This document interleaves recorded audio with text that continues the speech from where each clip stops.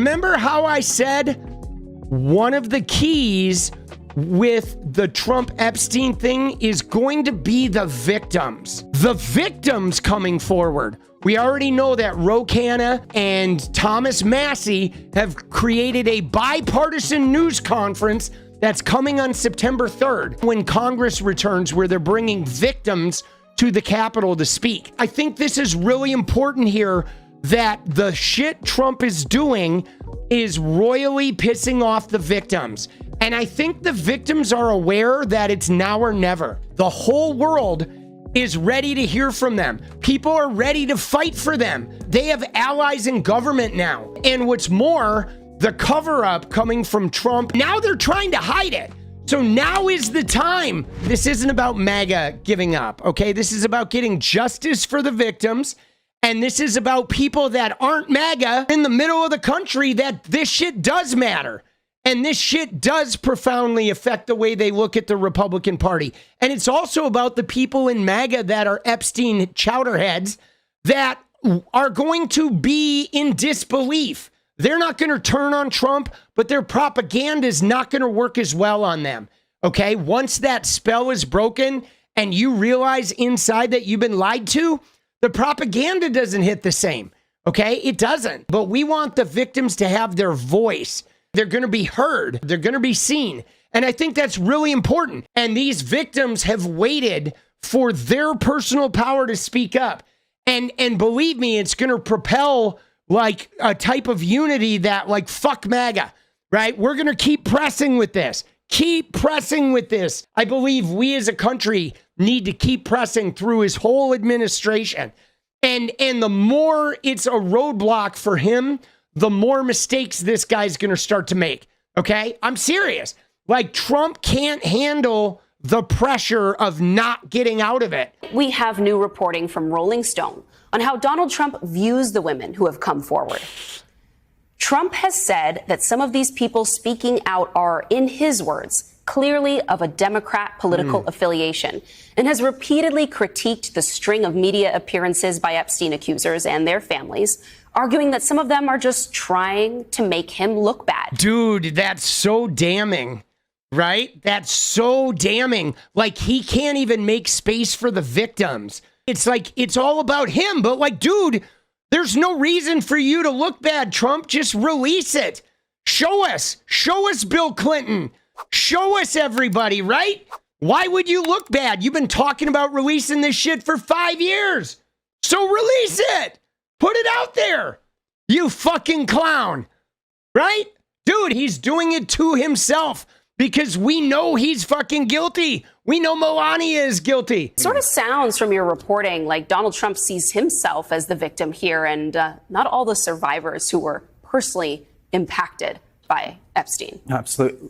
And that is par for the course for this president. Whatever is going on the political or personal landscape, he always values casting himself as the victim, as the besieged one. Even in a situation as black and white as this, when it's pretty clear who the survivors are, and who the victims and alleged victims and the accusers are. The victim is certainly not the guy who was engaged in all sorts of dealings with fucking Epstein, right? The dude who literally gave the dude who gave Epstein immunity a cabinet position is not the victim here. Trump is often very garrulous in how he insults his enemies, big and small, who come after him, or who, if he feels like they're coming after him, especially when he's sitting as leader of the free world. There is no low level to punch down that is too low for him. But for some reason, he was conspicuously silent about these families and these individual accusers. So we set out to figure out, okay, with our sources in and out of the administration, what is he saying privately? How is he viewing these media campaigns from these different families and from these different accusers? And as you put in your intro, when you reference our reporting, it's not a positive one. He is getting really, really annoyed in recent weeks. Dude, yeah. See, that's it. Like, I saw somebody in chat talking about, well, MAGA's just going to go back to Trump. But like, guys, I encourage you to think about this. For the next 3.5 years coming up, I encourage you to spend very little time focusing on whether MAGA is going to react or do the right thing, right? The point is to keep pushing for the truth. keep pushing for justice. And that's going to apply a pressure to Trump himself that will cause him to self-destruct because he's not capable and he gets flustered so easily. He can't let go of shit. We've seen it, right? And so the thing about it is as long as we keep pushing for the truth and keep applying pressure, he's going to unravel. Trump will unravel. And as he unravels, MAGA will eat themselves, right? Because MAGA is like, they're like attached to him. The point being is, as Trump unravels, MAGA will freak out about their leader unraveling and they start fighting each other. We've already seen it with MTG and Laura Loomer. And pretty soon you'll see it with MAGA fighting MAGA in the streets. You know what I'm saying? Because as Trump gets weak and ineffective and loses his magic, they can't worship anymore. And then they start fighting with each other. And so that's really how you weaken Trump, is you just keep pushing for the truth of shit. And when shit doesn't go away, when he can't just dance shit away, dude, he falls apart.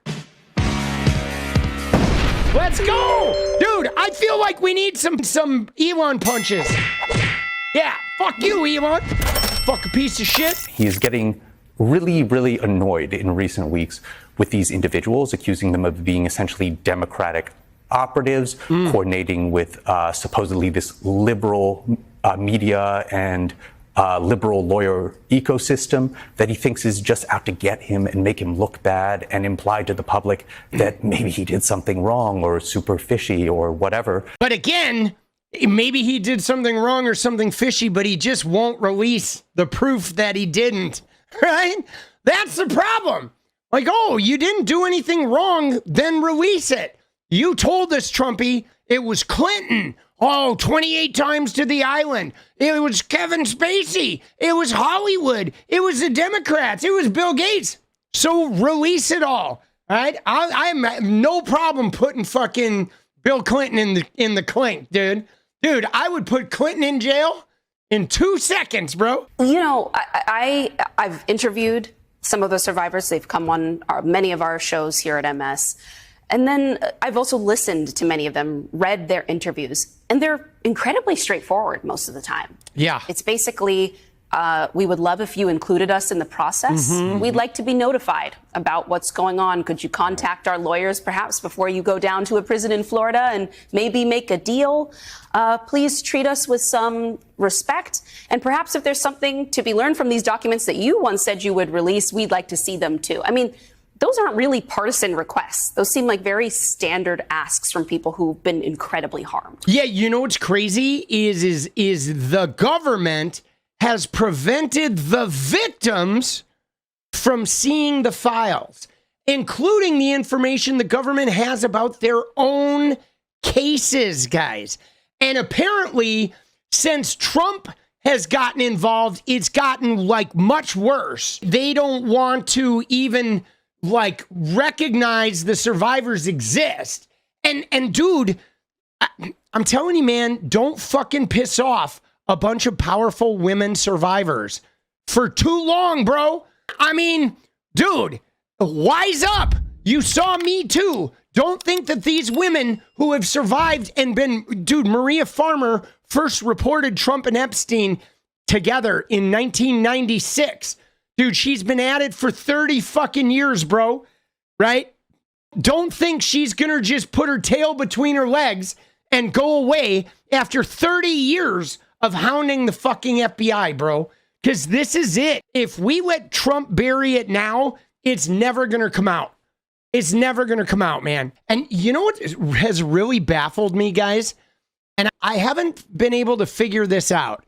But I'm going to go on a little thought journey with you for a minute here, because we've talked a lot about how Donald Trump, since he became the MAGA Jesus, he has had this like innate quality to just walk out there and no matter what the scandal is, whether it's, you know, the locker room talk with the Access Hollywood tape or he, even lying about the elections for 5 years. He's always been able to just show up, say the right thing, and be absolved of all his sins, and to just naturally make everything go away, right? He's had these really great survival instincts of how the whole world's out to get me, and I'm going to spin this to my advantage.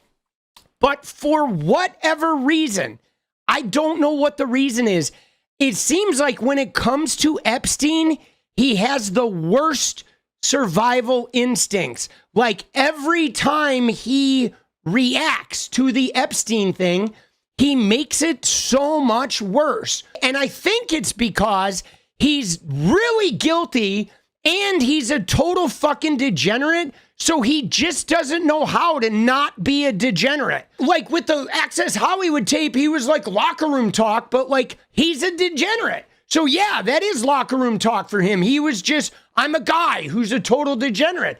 But that's not going to get him out of the Epstein jam, okay?